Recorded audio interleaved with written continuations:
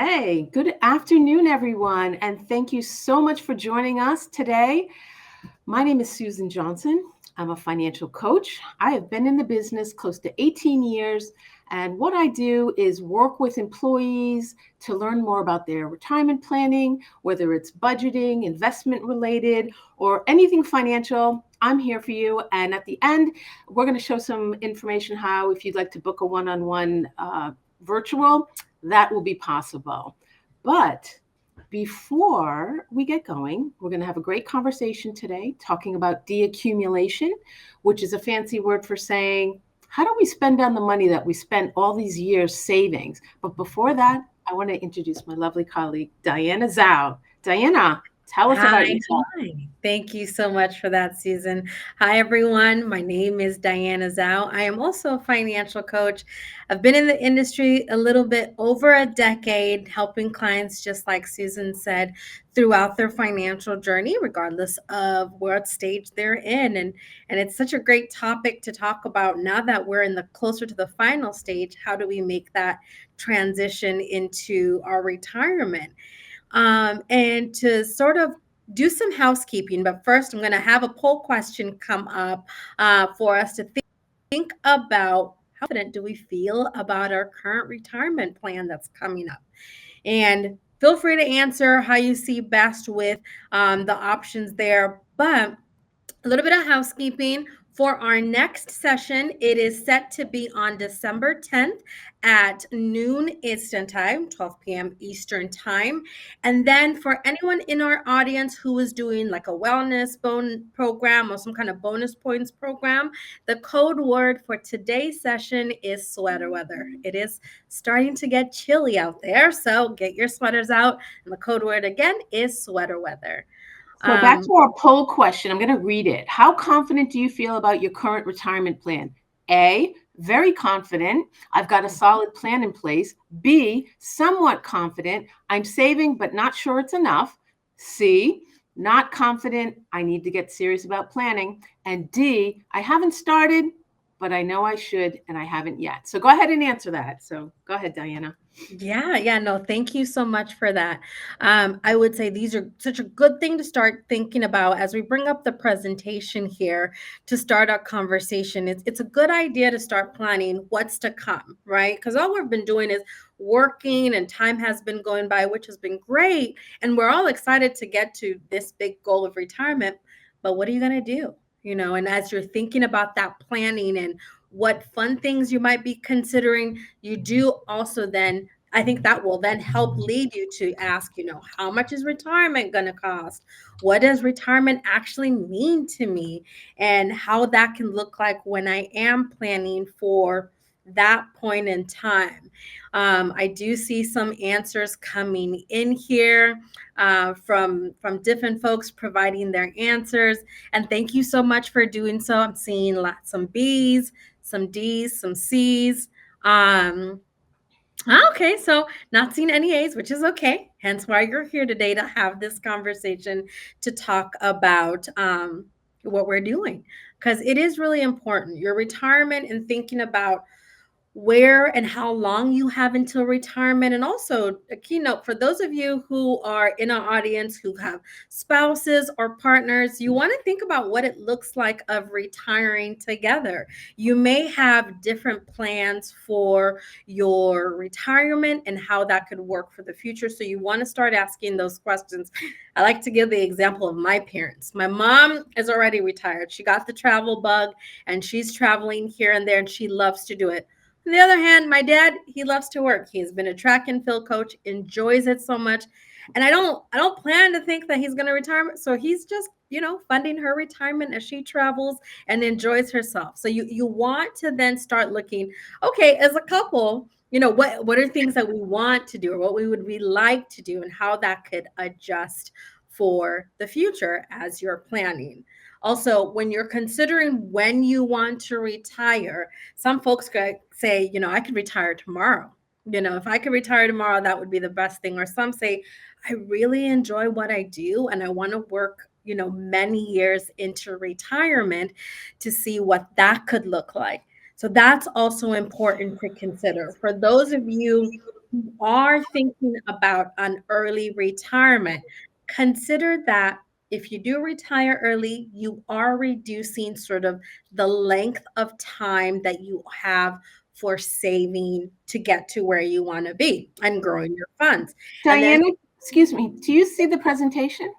oh no, it hasn't come up for me Yeah, here. because I see you're covering the topics. I want to, here we go. Thank you so Okay. much. Oh, it popped up there. I guess I'm already on the next slide because these are questions of thinking about what you want to do, which I already started talking about. So if we can go to the next slide, when you're thinking about early retirement, what should you consider? As I mentioned, you have less time to sort of build your savings, right? Because if you decide to retire, let's say in your 50s or maybe really early 60s, you then now have more years in retirement. And we are seeing folks who are living longer. So think about that. Also, if you retire early, how early are you planning to retire compared to when you want to start collecting for Social Security? That's also really important. And then I think of that, when we talk about Social Security, always Medicare comes to mind. So your medical, what's medical going to look like? Because usually Medicare doesn't kick in at 65. And Susan's going to talk more about that a little bit later. But start thinking about, okay, with healthcare, if I do retire early, what that could be. And if for those anyone out here, if your job still gives you some sort of pension, what does it look like on when you can actually start taking money from your pension for your retirement years? Now, on the other side, when we look about delaying our retirement, things look a little bit different, right? We have more years to work. And because we have more years to work, then we have less years that will be actually retired and spending that money. Now, while you're still working, if you enjoy what you do, great. Love to hear it. It also is actually really beneficial for your mental health, right? It keeps the brain sharp because you're still doing things. Those who decide to work longer, you might be doing so because you plan on delaying your Social Security that you're going to use when you are spending also your savings together. So matching that up, or if your spouse is, and that's going to be different. Maybe someone decides to retire early, the other one decides to retire later because of Social Security, that could start to affect things.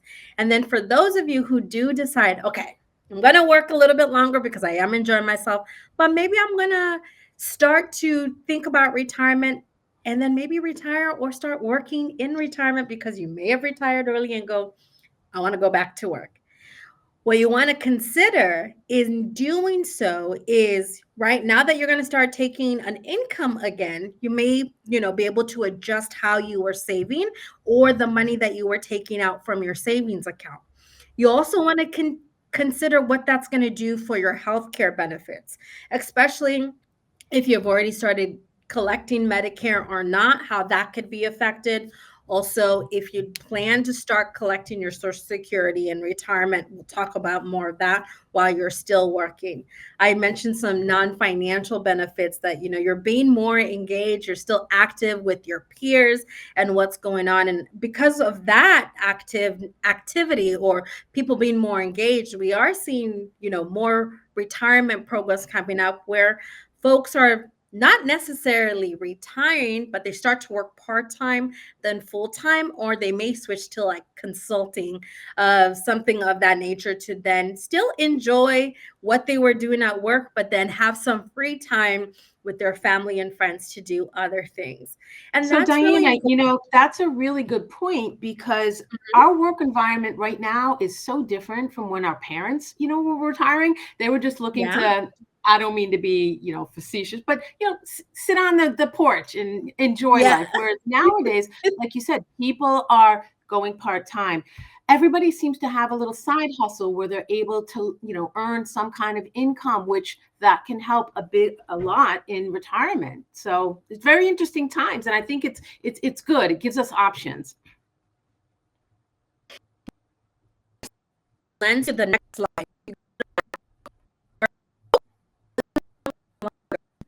As folks are living longer, it's interesting to see how that's adjusting, right? Healthcare is getting better, and so technology is getting better. People are being healthier and living longer, and so to avoid that sitting on the couch feeling, That also has something to do with it as well. And then maybe plan for more things to do. This is really important when we think about the next slide when we're looking at our goals, right? Because this all is about retirement planning goals. How can I maximize my retirement? Number one, to have the most fun, to really enjoy what you have been working so hard for. And then making sure with what you want to do that you've saved up enough so you don't, use up all your savings.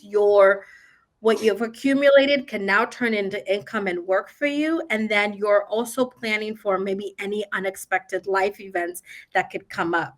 With the answers that we're seeing with that first questions, I think that's a great way of thinking about, okay, this is to come in the future. So then you do feel better about the planning. As you're thinking about that, and before I transition it over to you, Susan, to start talking about the retirement income planning process, we have a second poll question that states, where are you right now in your retirement planning journey? It's the first one is A, I'm on track, I feel good. B, I'm still saving and I want to do a quick check in on my plan to see how things are going. C, I haven't started yet, but I'm thinking about it. Or D, I have no idea. With that, to help answer this question as well, let me turn it over to you, Susan. All right. Thank you, Diana. So, really good food for thought. And I hope those of you that are out there and thinking like, well, I'm never going to retire, it's going to come a day and it's going to come quick. So those things Diana went over are some really good food for thought to get thinking about what is it you want to do, because we don't have to define it now, but just start thinking about it. So as the time approaches, that plan is in process. So part of this process is this planning process, and it's broken up into this circle here. And I think the best way to start is over on the right where it says over here, estimate how much income you'll need. That's first and foremost, because if you don't know that, you really can't begin the process. And we're going to see in some slides coming up that the average financial person, advisor like myself and my colleagues will say anywhere from about, they say 60 to 90. I say 70 to 80% of your current salary that you're at. Take 70% of it, just to start and figure out and work from there. And so from that point, we go over to, we have to consider what our major factors are that are going to maybe disrupt our planning process. And one big one, which is not our friend, is called inflation. And right now, inflation is running around, 3%. And that excuse me, really factors into what it is that we saved. So we need to know, how are we going to curtail that, especially in our deaccumulation process, which means how are we taking money out? So if you're somebody in retirement now, and I'm just making up an example, maybe you're taking out 50 grand a year or 10 grand a year or whatever it is. And each time you increase, or each year you increase it 2%, 3%, 5%. What is that number? That has to be factored in as part of the planning process for those people who are, at retirement's doorstep. So now we get into the next one, which is, Diana mentioned this earlier, total income from Social Security, pensions, that has to be factored in. And you have to really look at all sorts of income. That little side hustle that you think is nothing, maybe you're somebody who mows lawns on the weekend, or you help out and you fix things for the neighbor and you actually bring in a couple grand a year. Write that down. You want to look at every single source. And I always recommend my handy dandy, oops, can you see this? It's a notebook. And I'm big on notebooks. I'm old school. I like to write things down. So get yourself a notebook, call it retirement planning, call it, my dream, whatever you want to call it, and just start writing things down so that you can, have a running track, which will implement in the back of your head what's going on. So from there, we figure out what is that income we need. So let's say I'm going to pick a number, an easy number, 100,000 you're making. You're going to take 70% of that. That's $70,000. Okay. So from there, we're going to say my Social Security is 30,000. I'm going to say I have interest coming from stocks and bonds and dividends or something. We haven't even talked about retirement yet. That's like 20,000. So when I subtract that, I'm left with this next over here, the gap. That is our gap that we need to identify. So now you look at and say, well, how am I going to fill that gap? And that's where you're going to go by Diana's principles. Do I work a little longer? Do I get a little part-time job? Do I work part-time? Do I have something that I do on my own that's going to create a business? All these things to factor in so that we can, quote, bridge that gap. So just wanted to point that out. Sounds like a lot, but you know what? You take it one piece at a time.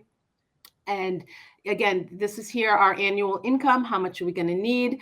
And the guidelines here, they have 60 to 90. I like to say 70 to 80% roughly. But again, it's going to fluctuate. And that's the funny thing about when you look at investing or retirement planning, it's not a one size fits all. So you can say, hey, my neighbor's doing this or my friend's doing that, but it has to go by what you're doing because everybody has different goals at retirement and you want to plan them out your way.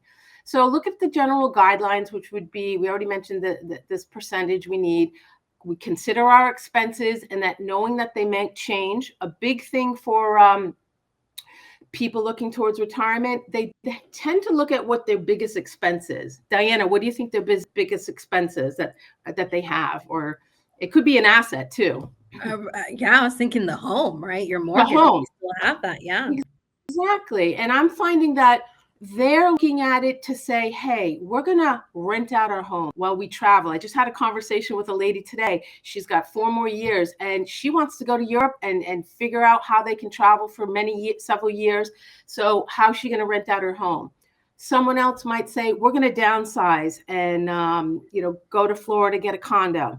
Maybe you want a tiny home in the woods, right? Kind of rough it and live off of nature. Whatever it is, it's going to appeal to somebody.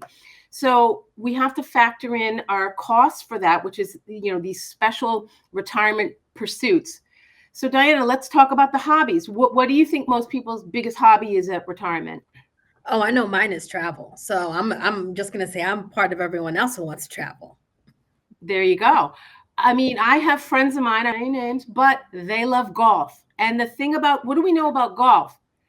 It requires a lot of time, Yep. especially when you're starting out. Yep. And it requires a lot of money. So you can take it to whatever level you want. You can do, local, you can take little trips here and there. But what if you're somebody that your goal is, I want to travel, I want to go Pebble Beach, Hilton Head, and I want to be there a week. Or I want to go to, where's another good place? I think like Ireland might be good for golf, I think. So whatever it is, these are all possible if, guess what? You start planning. You can't see my notebook. You start planning. So again, make this list, look at these expenses and, start planning, what you dream, because if you can't dream it, right, we can't do it. You first have to put it in your head. So now this topic I hate talking about, but it's so pertinent. It's healthcare because it is just crazy and hopefully we will get it somehow, controlled. But Medicare, you brought up earlier, and, it starts at age 65. We have certain portions of it, Part D, prescriptions. We have supplemental, again, filling in that gap, the Medigap. And then, Medicare does not cover long-term care. So we have to be realistic in that. And in the bottom, I put over here for those that we're not going to spend a huge amount of time, but for those that maybe are not familiar with Medicare, they have 2 sections and they call it typically, they call it unbundled, which is our traditional coverage. And that's where you have Part A, you have Part B, D, and the Medigap. And you can go primarily any doctor that's within the coverage period, but the bundled, the Medicare Advantage is called Part C, and it's like an all-in-one plan, and you're kind of in a network situation. So again, just a little brief, shed some light on it for those that are maybe approaching that area, or those that, if you're not near that area, you have no idea. So at least it can shed some light because many people, Diana, they're dealing with this with their parents, and that's how they're learning. So. Yeah. All righty. So planning ahead is a good way to look at it. All right. Now, this is another one I don't like to talk about, but it's necessary. Long-term care. So the thing about long-term care, it's necessary. And there was a big push, I don't know, 10, 15 years ago, probably longer than that, where, people were buying these policies.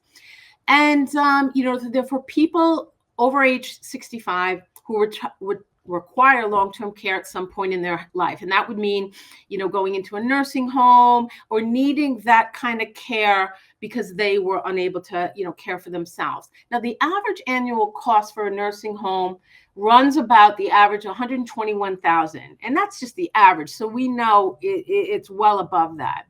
And, the other options for not having this is paying out of pocket, self-funding, relying on the Medicare or long-term care insurance. And again, if you're somebody out there looking into this, just be very careful. If you currently have a plan, I would say look at the situation as far as what you have, review your options, and make sure they coincide with what your needs are at this time, and just really review and make sure that premium, if it's going up, about it, or maybe it's not going up. And if you're somebody who is in the market for it, just make sure that you are looking at plans that you're comparing them to other plans, and also make sure that they're highly rated. There's rating agencies out there, and there are ones called AM Best who rate insurance policies. There's Moody's, and then there's S&P, and you want to make sure they're like A-rated or above. So very important. Diana, maybe you had a bad connection. You're back. Thank you. And we just went over the long-term care. And then some major factors to consider is, we already talked about the accounting for inflation, looking at our purchasing power, understanding how taxes are going to reduce that, your income and your take home from taking out of various plans. We're going to get into that towards the middle of the presentation. And then we want to evaluate potential risks, such as market volatility. Okay, today in the last couple of days, market been great, doing wonderful, it's up. But what if all of a sudden you're going to retire to next year, the end of this year, or whatever, and the market's down? Well, hopefully what you've done is not just kind of winged it and said, all right, I'll deal with it when I deal with it. But again, we've planned for this process. So if a market downturn does happen, you're prepared. It's not affecting you. Why? Because you've planned. And I want to just point in one thing, that here, as part of our association with you out there, we have advisors we work with that will be happy to help you work in a strategic game plan, so you're not waiting at the last minute to be, at the mercy of the market. And so this slide here really looks at, what inflation does. And again, we're assuming our 3% inflation. And what does it look like really over 25 years? So it will cost you over $100,000 to buy the same good. So let's look at this here. So today, let's assume there's a product we want to buy. It's $50,000. And in 5 years, we can see, well, look at this. It jumped up to $57,963. In 10 years, it went to 67,000 and change. 15 years, 77, and then 90,000. But then in 25 years, 104. Diana, what do you think about this? That's, and that's just accounting for 3% average annual inflation. And it's crazy how quick things can double. And we're preaching to the choir of the audience, because we all feel it, right? We know what happened in the past and how much things cost in the past are dramatically different from what they cost today. So planning for what they will potentially future costs might be is really pertinent for your retirement plan. So Diana, in the audience, this is what I call it. I call it eggflation. And the reason being, because we all know at COVID, eggs was a perfect example. We can use anything. We can use cars, but I like the egg because it's relatable. So maybe you were paying the $2.50 a dozen. What did it jump up to in the store? $4 or $5? And I was in New York at the time, because I was living there for, ever. And it was not unheard of to buy a dozen eggs for $15. Oof. So now I have my own chickens and I go out and get my own eggs. So anyways, just a little funny example of inflation. So now, before I pass it over to a couple more slides, and we're going to go back to Diana, the impact of taxes is definitely going to play in your planning process. So that's why I would really recommend for those people who are, within that 5-year period that they're going to be winding down to retirement, even sooner, depending on your asset size and how much you've accumulated, really reach out to a professional to help you. And, we're always here for that. But, ordinary income, and that just means whenever you take money out of any type of retirement account, guess what? We pay ordinary income. However, there are ones such as, and you heard of this, and we'll get into it in a moment, which would be our Roth. That's the beauty of the Roth, which came on board, I'm thinking maybe like 15 years ago, that now we have options when we're saving for retirement. We have buckets. We can go pre-tax, which we will pay that tax on the way out because we didn't on the way in. And then the Roth, which is after tax, we're going to take that money out tax-free. So it allows us to have options at retirement. For those people who have other portfolios that are non-related to retirement, that's where we're going to call these special rates for long-term capital gains, dividends. There's going to be taxes on those. So if you're somebody, what's big with the COVID, and, we had, how many times you see, this person, they're the day trader. They're trading and making, retirement, living on the beach, day trading in Bali. Not really realistic, but if that's something you are doing and you know what you're doing, then you're paying taxes on that because those are short-term gains. But in our retirement plan, we're doing long-term gains. That's what we're looking at, not so much in our retirement, but if we have a portfolio that we're holding things long-term. So our tax-free income for those people who have, again, non-retirement accounts, you might be a person who ladders bonds so that you get income. Every 5 years, you're getting income. If you're working with a financial person, they might help you do that. So that could be tax-free income. Your Roth could be tax-free, will be tax-free income. So again, different pieces of the puzzle that will help you plan and not just say, hey, I'm retiring tomorrow. Okay, I'm going to take money out, because now you're not in control of things that can happen. And lastly, our understanding market risk, which would be, as we mentioned, we're at the mercy of the market. What is the market doing? Is it up? Is it down? We don't want to be in that position. We want to plan so that no matter what the market's doing, we're okay. And we want to take advantage when it's up, also when it's down. And that's something that everybody can do, again, if you're planning properly. The reinvestment risk. That is, example is, let's say you're a person who likes to hold CDs in like your bank account because you know that, hey, you have maybe under $10,000 and you like the fact that it was getting a better rate than your savings. Well, guess what? When those CDs come due, and you now go and reinvest, like right now in the marketplace, we see interest rates going lower. So you're going to have to go in and invest your CDs at what? A lower rate. Therefore, reinvestment risk. And then lastly is interest rate risk. And again, if you're a bond buyer in particular, you like to buy treasuries in your portfolio, not your retirement account, but your regular account. You like to buy municipal bonds where you live, triple tax free. Then interest rate risk is going to play a part. If you like to invest in real estate in your retirement, interest rate risk will play that part. So, Diana, let's see what you've got for our sources of retirement income. Absolutely. And before I do, I saw a couple of questions come in that I just wanted to answer to see if that helps some people. One came in asking, would it be safe to say to budget about $20,000 per year for healthcare on the open market before being eligible for Medicare? We don't know. It sort of depends. But one resource you can look at is healthcare.gov, that you can put in your information and it'll give you a better idea on what to consider based on your state, federally, how that would work. So then you can plan for if you're going to have an early retirement. That's where we usually see that. That's and then Go ahead. Yeah, that's a good question because, many companies are adopting the HSA, Healthcare Savings Advance, which again, I'm not too up on it, but basically you can put, I think it's up to 4,000 if you're single, and it might be double that if you're married. And that would be a way to save towards this client mentioned 20 grand, whatever that number that you think. But I think it's a good, because we're going to have to do that, right? We're going to have to, yeah. So go ahead on the next one. Absolutely. Then the other one asks, and now you can answer if you want, can I move my money from a retirement savings plan to a Roth? And I think they're asking a Roth IRA. Yeah. Okay. So what we call that is a Roth conversion. Okay.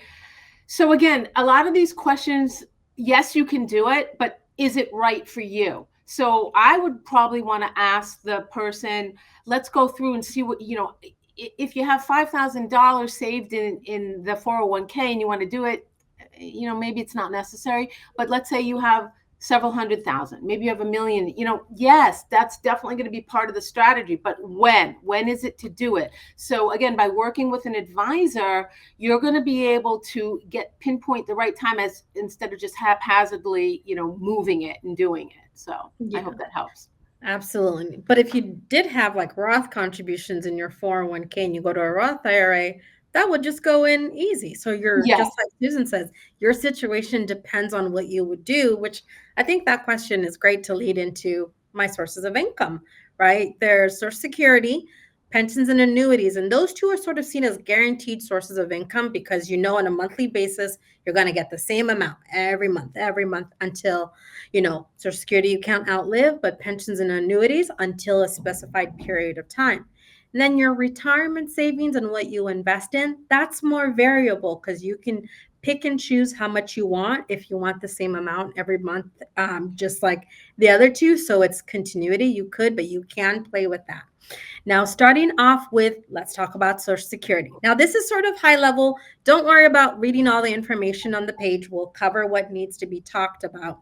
And you can find all this information on the Social Security website. And that link would be www.ssa.gov. But some information about Social Security. Social Security was never meant to cover 100% of your income. You have Social Security plus, any savings that you have that will help. The way they determine Social Security is they'll take your 35 highest earning years, and then that would determine your benefit that you would get.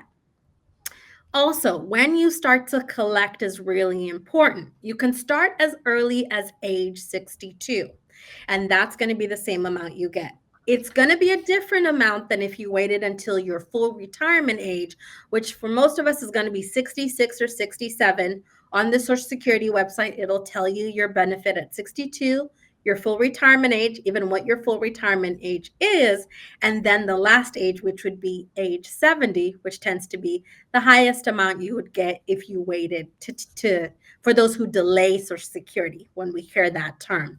So consider what that would look like. Use that tool to help yourself planning for what it might be. Now, earlier when I was talking about working during retirement and Social Security, there's something that's called an income reduction that if you make too much, and it'll let you know that amount, it changes every year, there'll be a little bit of a reduction in your Social Security if you start collecting while you're working. So that's important as well for your planning needs. Now, when you do start collecting your Social Security, once you reach your full retirement age, if you started early, the amount you started with at a specific age, if you start at age 62, it's going to still be the same even at your full retirement age. However, once you hit your full retirement age and you're still working, that income reduction does go away at that point in time, which sort of helps when you're looking at it. Also, from now on to the future, they do inflation adjustments as well for your Social Security. So even after age 70, when you stop seeing that increase based on your age, there'll be an adjustment based on what inflation looks like. And that can really impact what you're looking as your first source of guaranteed income. From there, we look at pensions. And that on the next slide with pensions, some of us will have a pension, some of us will not. Some of us will have an annuity, some of us will not. But as the previous slide said, it's a three-legged stool. And if you imagine like a column or three-legged stool, if you took out the middle one being pensions and annuity, the stool would still stand. So if you don't have a pension, that's okay. I just wanted to tell folks, when it comes to pensions, if you have one, how are you going to receive your money? Is it going to be a single life annuity where it's just for you, or maybe a qualified joint for both you and your spouse to get some money even after you pass away? Also, you want to review the specific benefits, the explanation of benefits, to see what you're entitled to and how that would come out for you. Usually with both pensions and annuities, they don't adjust for inflation because they're considered one of those guaranteed sources, since they have to last a specific period of time, and you want to plan for that period. And so do the people who are sending you the money. They say, we want it to last this amount of time because this is what was agreed upon, to make sure that keeps going for you. And then with the next slide, an annuity. Diana, I want to just mention a question, because this person was reading my mind. I was thinking this exact same thing. And the question is, how about rumors that Social Security will run out of funds and not be available past 2030? I was contemplating whether to bring that up because I didn't want to be like negative, but it's a realistic concern. Yeah, and absolutely. I'll say my thoughts, and then you say yours, and let's see what we come up with. I think it's a concern, yes, but I don't think it's going to go away. I really think it's going to be there. What I think might happen could be that maybe it gets capped off at somebody who's maybe 25 years old now, or, at something like that. But I feel like, at least for the people who are, quote, in the boomer and in what's the next one, Gen Z, or, maybe people from 30 on, I think we'll be okay. So I want to remain optimistic about this. I feel like it has to be reconfigured. What are your thoughts? So first I'll say these rumors are not the first time. I believe this happened before in like the 80s, I want to say. I was a youngin' then, but I believe there were talks about it running out, and then Congress got together and they made adjustments to the future payout of what comes out.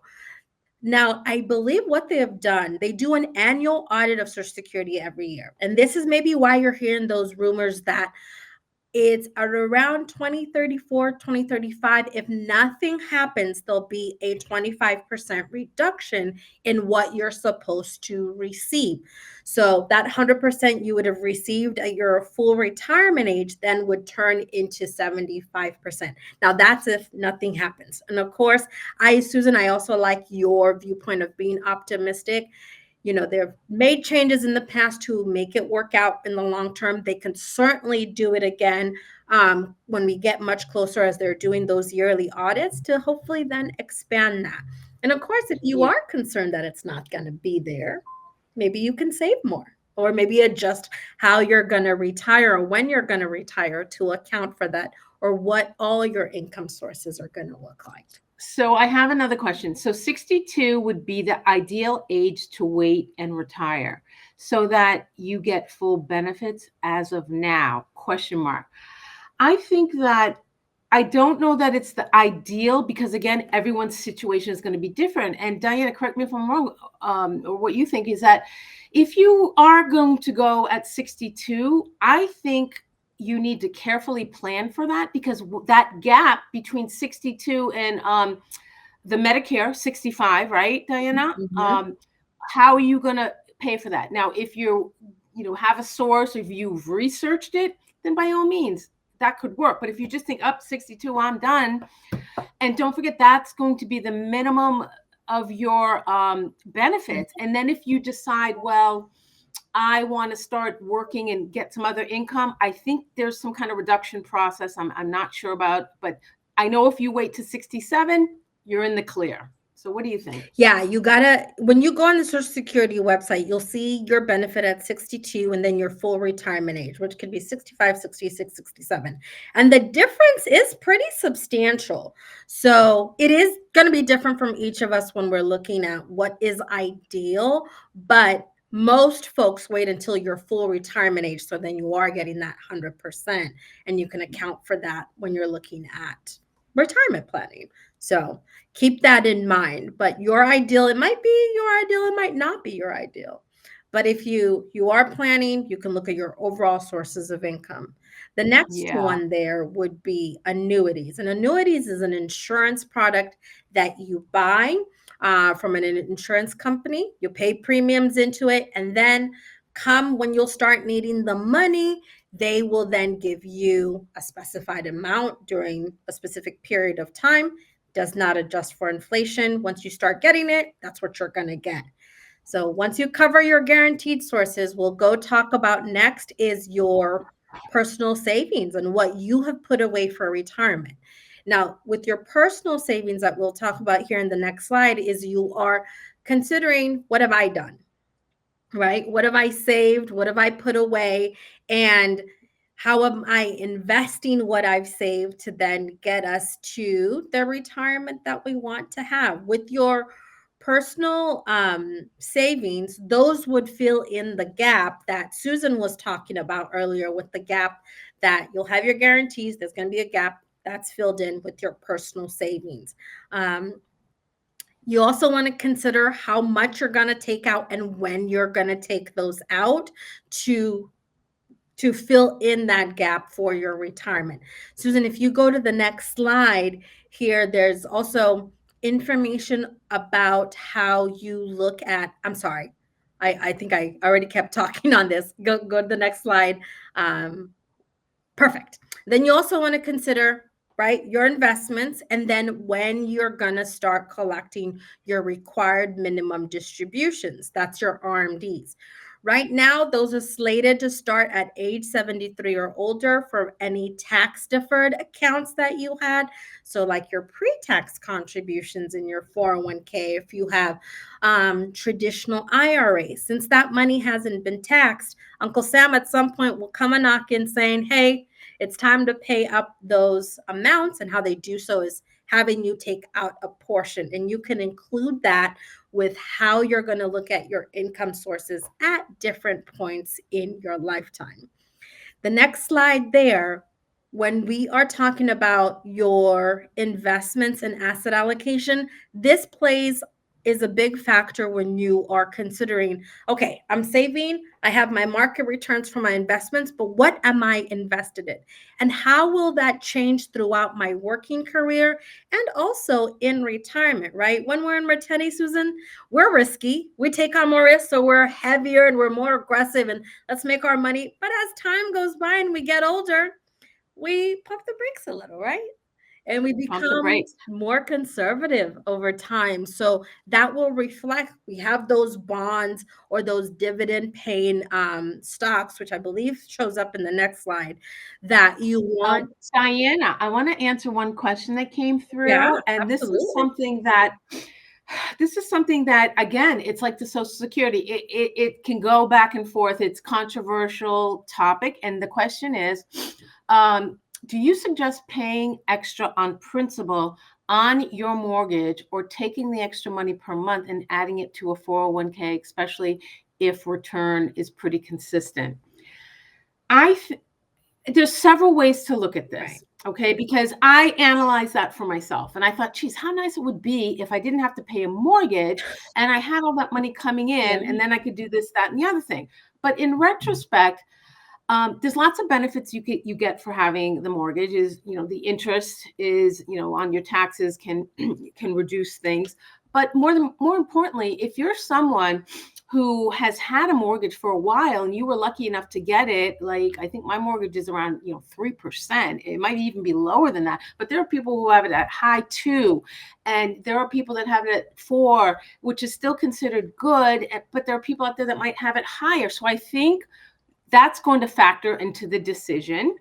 I think it's going to factor on what the balance is. If you have maybe 20 grand left, maybe when you've done your analysis, you look at it like, hey, it really does pay off, versus if you have a $200,000 mortgage, because now that money that you were going to put to it, why not put it in an S&P 500 fund, in like a brokerage account, Fidelity, Schwab, whatever, put it somewhere, because you're going to make more money on that than you would paying down the mortgage. So I think that I can't give a yes, no, just some things to think about. What do you think? That's true. And then what if you relocate?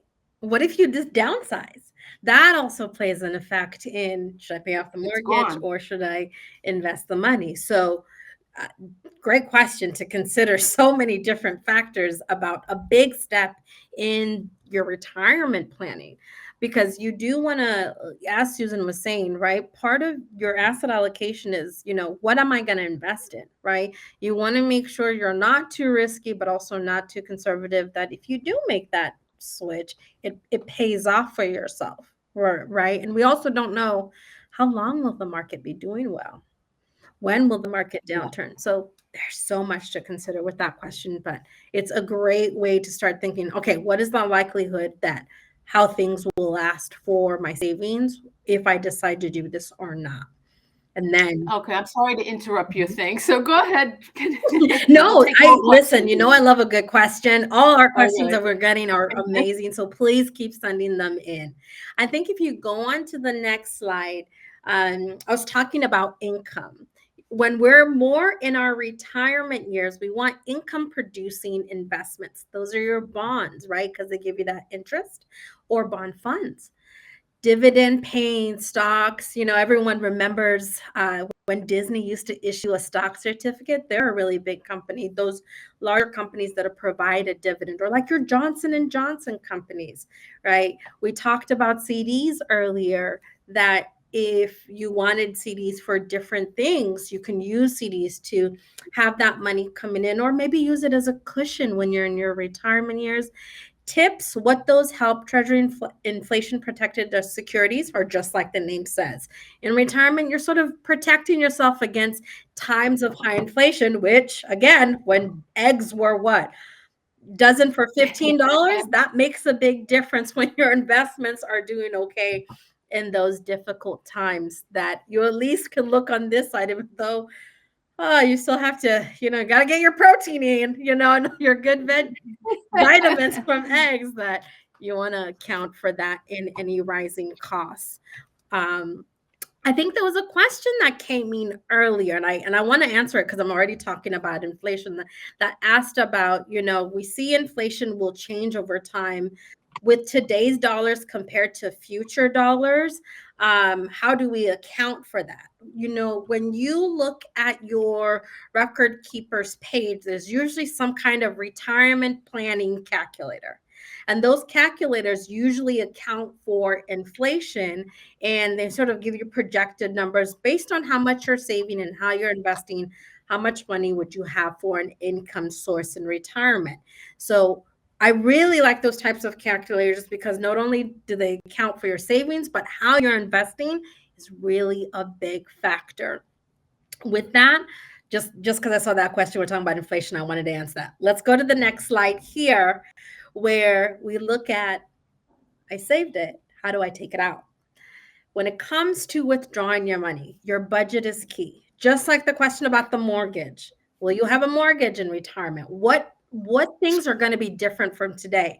If we know the older we get, healthcare is naturally going to cost more because our bones get brittle, right? So how will healthcare adjust your expenses in retirement compared to now?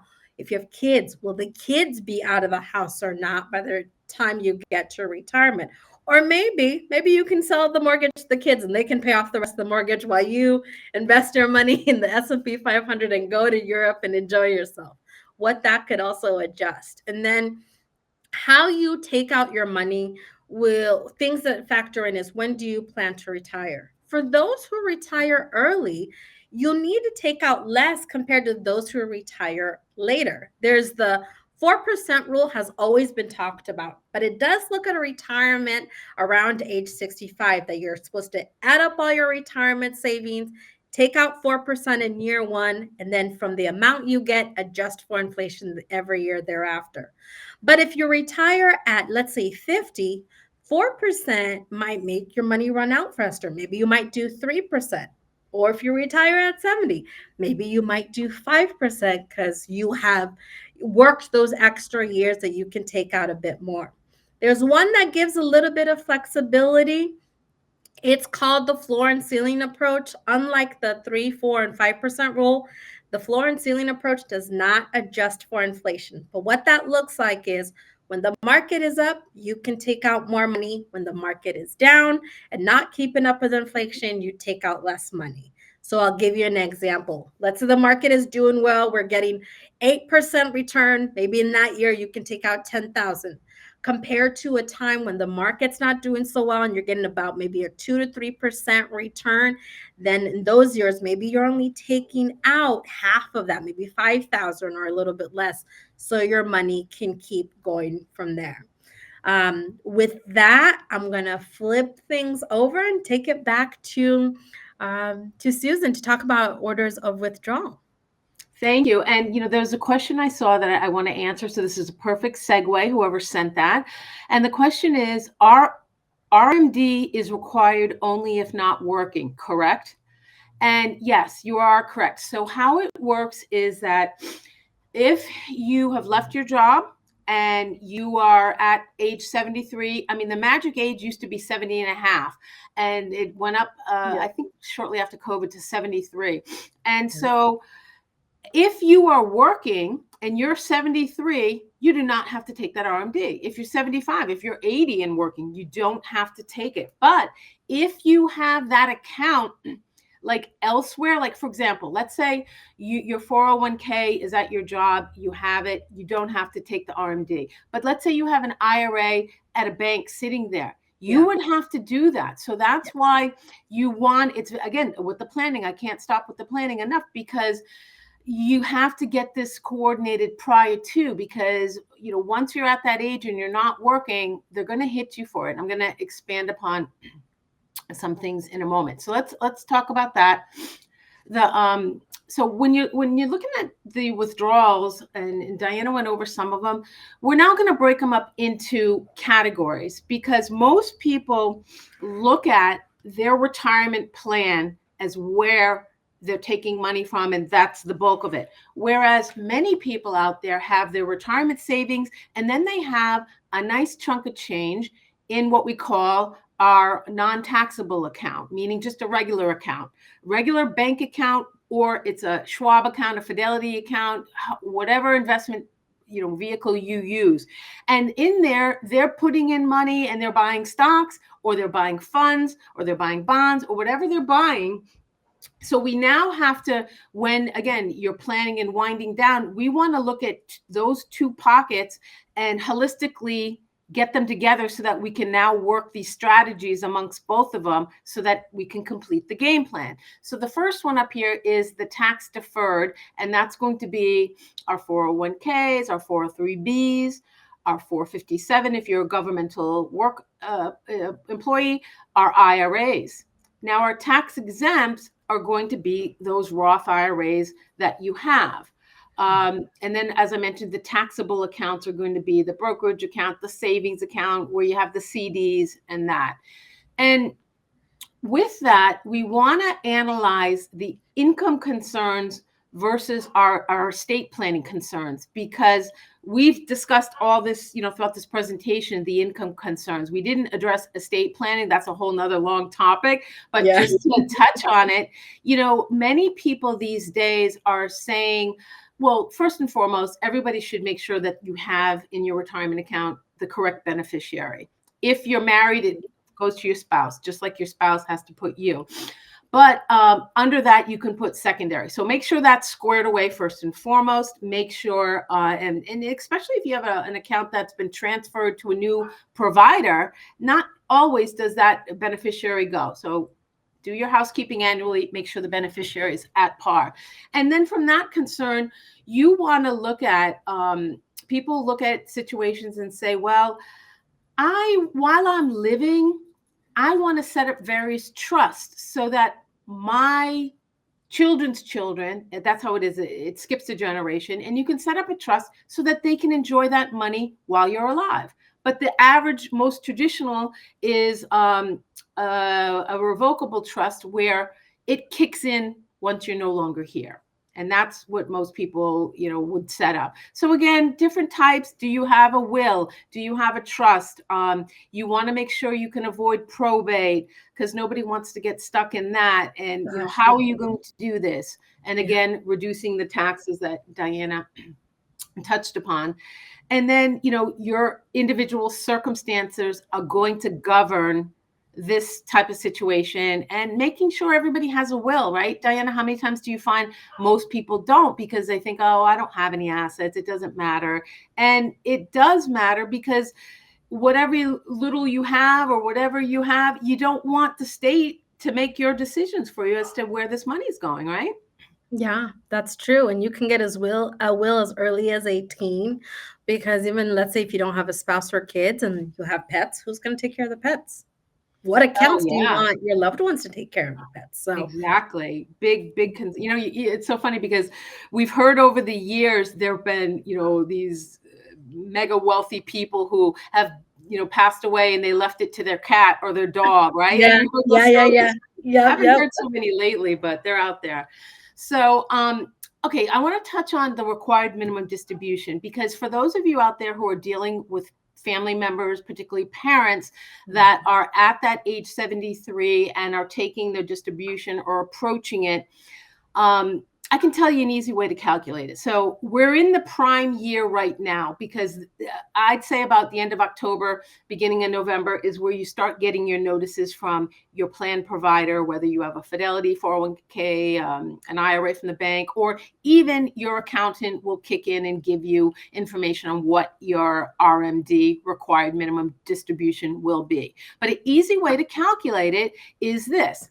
So let's say, I'm going to use an example, a person has $100,000 in their account and they have no idea. If you just multiply it by 4%, you're going to get $4,000. If you have $1 million in that account and you multiply it by 4%, you're going to get $40,000. But if you're inclined to go to the government, irs.com.gov, and look it up, you can get the factor, which in this case is about, I think it's like 26, I wrote it down, 26.5 or something like that. You divide it by that 100,000, guess what you're going to get? 3,774. And when you took that 100,000 times 4%, you got 4,000.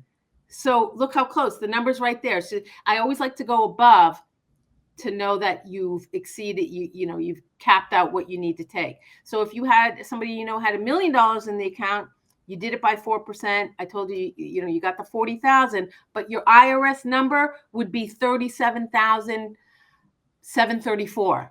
So close. If in case you're in a pinch where you're someplace and you want a quick calculation, that you can do. Now, it's very important that you take that minimum distribution, because if you don't, you will be penalized. And I think the penalty is like $2,500. Actually, it changed. And I know the slide says 50%, but it's actually 25%. Oh, okay, great. Yeah. 25%. Perfect. Thank you for calling that out. And the thing is, if you catch it right away, many times you can go online and get the form. It's like a form 5329. You fill it out, you send it to the IRS, and they can, in essence, waive it. And they just want to know that you took, action promptly and you realized it was a mistake. So just wanted to pick that up. All right.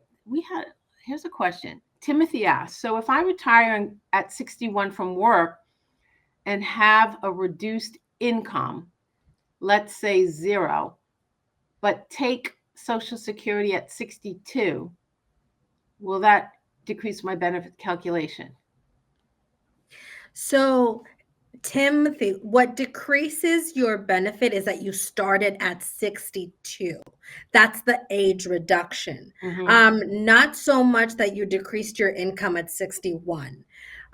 So then, because it's based on your 35 highest earning years. So even at 61, if you had earned 0, but the 60 and before were your 35 highest earning years, that's what the benefit is going to be based on. Now, what you'll see at 62 will be reduced compared to what you see at your full retirement age, and then from what you see at age 70. So It's the age rather than you having zero income at age 61 or retiring at 61. It's based on Oh, your 35 highest earning yeah, years. good question. Mhm. Someone asked, does having a will avoid probate? So it Nope. doesn't avoid it. It just allows you to be in charge of who gets what. You still have to go through the probate. It makes it so much easier. You're not It getting caught up does. in the red tape. So, Yeah. It's sort and of a way for them to like certify your will is real. Because some people have written their will on a napkin and you've got to go to probate court and then the judge says, actually, yeah, that works, or no, that doesn't work. yeah, yeah. Yeah, but it is much, much more simpler with a will than without a will. Now, if you have a trust don't need to go through probate. Setting up your direct beneficiaries do not need to go through probate. Okay. There was another question, Go sorry to ahead. interrupt, that Go asked, ahead. what are the downsides to the annuity? If not annuity, can I directly open an individual brokerage account and invest in a couple of stock funds? You can always invest in a brokerage account, a taxable brokerage account at any time. The main common downsides to an annuities is the costs is one, because costs could get pretty high, and any fees or surrender charges they may have if you wanted to pull out a chunk of money. And then the other part is that the distribution does not adjust for inflation. So when you start getting it, let's say you accounted, I'm going to get $500 a month. That's what it's going to be. You call them and say, hey, I need more. There might be some costs, or they may just tell you, no, you can't do that. So, Exactly. And that's a big factor because, it's kind of sold to people that, oh, get an annuity, you're locking in money, I'm going to get it forever. right. Sounds good, but like you said, Diana, the cost. And what if all of a sudden that money you need more and you Yeah. have a nice principal, 300,000 in an annuity, but you're getting 2,000 a month and you need more? Well, a lot of times you can't get it without penalty or if even at all. I think that's what you were saying. So, Yeah. Yeah. Absolutely. all right.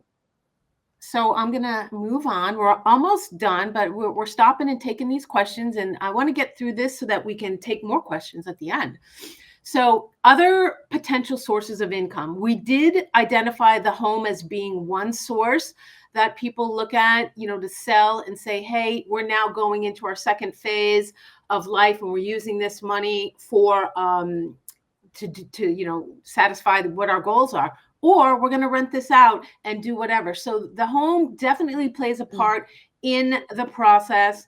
And existing cash value life insurance, here's another topic that definitely is controversial because not everybody needs it. I mean, certainly if you have a family, most people have it because it's necessary. I'm don't have a family. I have my little shih tzus and my chickens. So my life insurance policy is a lot less than what would be for somebody else. So I think, again, it's going to vary where you are, what's going on, and how you maneuver. It can certainly play a great advantage in the estate planning process by having various life insurance policies. But what do you think, Diana? Yeah, life insurance policies, I won't say, I'll say I don't have kids, but I do have pets. And oddly enough, I told my sister she's going to be in charge of taking care of that. And so I'm like, maybe you can use the life insurance money to do whatever you want with them. But please take them and have a great time. So like, I know that might be silly, but I just don't want her to have to worry about that burden, right? So that's as an example of somewhere you can look at it. So feel free. It is a topic that you do want to make sure you have what you need, especially if you have dependents and loved ones that you want to make sure they're okay. All right. So, why tax efficient withdrawals matters. And a lot of this we went through today. So, just to touch base, what it's going to do, being efficient with the withdrawals that you set up, keeping more of your money and minimizing the taxes. And that is, number one strategy here on these withdrawals so that you can stay invested and keep that money growing for you, therefore taking advantage of it, making the savings last. Withdrawing smart and timing it, you can certainly lower your taxes, you can avoid penalty, and then stretching out that income so that you can use it wisely over the course of time. And what else do we have? Maximizing Social Security. We are going to managing taxable income benefits to reduce the Social Security taxes and boost benefits. Whoops. And we're going to preserve portfolio growth, strategic withdrawals, help limit taxes, and protect your investment goal. Again, important, and looking at those. So again, I think we touched on this earlier where we were saying, some people look at, as I'm getting older, my portfolio is getting more conservative. Probably for most people. But again, there are a small few out there that say, you know what? I have this paid off. I have that paid off. No credit card debt. No this, that, where I don't want it that conservative. I want to keep it more aggressive or more up to the market. So again, what is that? One size doesn't fit all. Everyone's going to have a different investment preservation, strategy as far as their portfolio is concerned. Leaving more money behind and efficient planning. That would be, topping on the estate. Mhm. Did you have something? I did, because just right when you talked about leaving more for behind, there was a question asking, wouldn't it having all accounts set up as joints with rights of survivorship avoid probate? You can't do that with all your accounts. For example, retirement accounts like your 401k. If you're married, it's only your spouse that can be listed there. And the account is not seen as a joint account. It's seen as your account and it's your spouse. Maybe you could do so for your house, but it depends on your state. Some might have different laws on how that's looked at. So not necessarily cover everything to avoid probate, but maybe for your state it could. Yeah, good point. That's really good.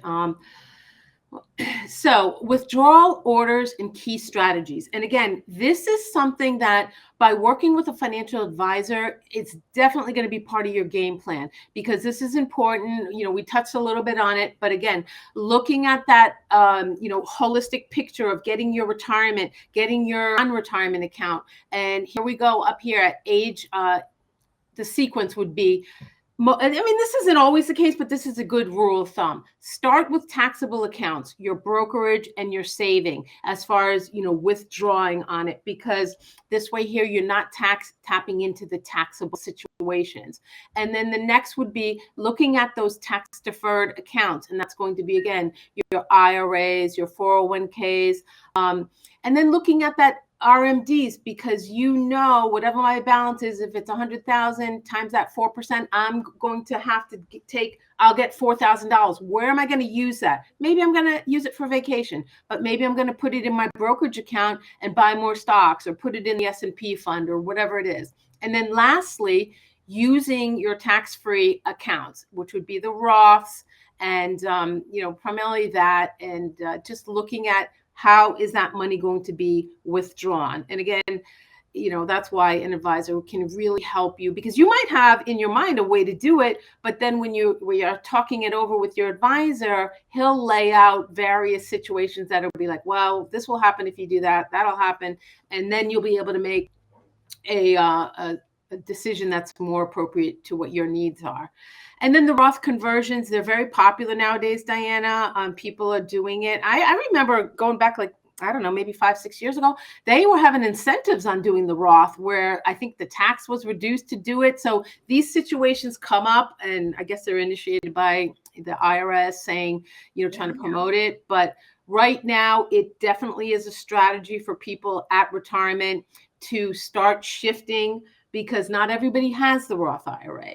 And that's why when I'm working with clients that are, I just say, new to the workforce, the newbies, maybe they just graduated college, and their question is saying, where should I put my money? Should it all be pre-tax? And I like to, explain it to them, but let them know that if you're contributing 10%, maybe you put 5 in pre-tax and 5 in Roth. I'm seeing a lot of the young people like to put the whole 10% in the Roth. Are you seeing anything like that? Generally speaking, Roth, when you're younger, because you're in a lower income, right? You have to pay the taxes today. So you take advantage of that. So then you don't have to pay the taxes later. And then you don't have to even worry about conversions too, since you already took care of it ahead of time. Yeah. And Okay, so at the bottom here, it looks like our take a survey is kind of, oh, there we go. Good. It's out of the way. So we have, again, our various account types. So we have our taxable. And when we're looking at our regular brokerage account, our bank accounts, if we have stocks, if we have mutual funds, we have capital gains and dividends under the classification of ordinary income that we will be paying. We also have ordinary income under our tax deferred accounts, because when we withdraw from our 401k, our 403b, our IRAs, well, I'll say the retirement accounts first at your employer. They're going to withhold the 20%. Okay, that's how they do it. It's mandatory. But in your IRA, there's not a withholding. You still have to take the taxes, but it's on you to do it. And I find most clients will, if they say they want to take $10,000 out of their IRA, they're going to just withhold the 20% right there. Many don't. They'll say, I'll take the $10,000, and when I do my taxes, I'll let my accountant will take care of it then. So again, whatever way works. And then our last bottom line is our tax-free. Our tax-free can be our Roth. Our tax-free could be in our regular account if we're a person who buys municipal bonds. Depending on where you live, they could be triple tax advantage, city, state, local government. That's New York, but most places on federal, state. But again, look at these things and see how they can work in your portfolio. So let's see what we got. So avoiding some pitfalls and personalizing your plan. We talked about missing the RMDs, how that can be big penalties. We don't want to do that. We know how to, kind of reflect that and get on it real quick by the form 5329 to do. Large withdrawals may increase the Medicare cost, the Social Security. We discussed that. Consider advanced tax strategies. Now, this is the time of the year that this is happening, whether you're working with your accountant. He's looking, if you're a stock buyer, like in your regular account, they're looking at, well, what have you bought this year that's at a loss? And maybe you want to take that now, sell the stock, because it'll offset some of the gains. So those are things that are going on. The HSA, that's another triple tax event. If you're saving money for the medical under the HSA plan, charitable giving, and then those are about the main ones right now. And I can't stress enough working with your financial professional to tailor that. And at the end of this, if any of you people out there, our lovely audience, is looking to really, settle down with this, reach out to Diana or myself, and we will put you in touch with our people, our financial advisors. Yeah. If you go to the next slide, so sorry to rush you, but if you go to the next slide so they can forward instead of back, they'll see the email where they can send us an email for if they want to talk to a financial person. Yeah, financial education at wealthspire.com and NFP financial education at nfp.com. So yeah, this slide here just kind of summarizes everything. We went through it all. I think we really touched a lot on here, from, retiring to planning to taking income, Social Security, Medicare, estate planning, right? We hit it all. Yeah, so you definitely it is a lot to plan for, certainly for the future. So we want to help you any way we can. And with all the great questions that come in, they're all really great. So let us know what you need. The next session will be December 10th at noon Eastern. And then whoever needed the code for your bonus points or wellness points, the code word was sweater weather. Please take our survey and let us know what else you want to talk about. And with that, folks, thank you for having us, and take care. Thanks, Diane. It was so fun working with you. Yes. Thank you, everyone. All right. Bye. Bye-bye.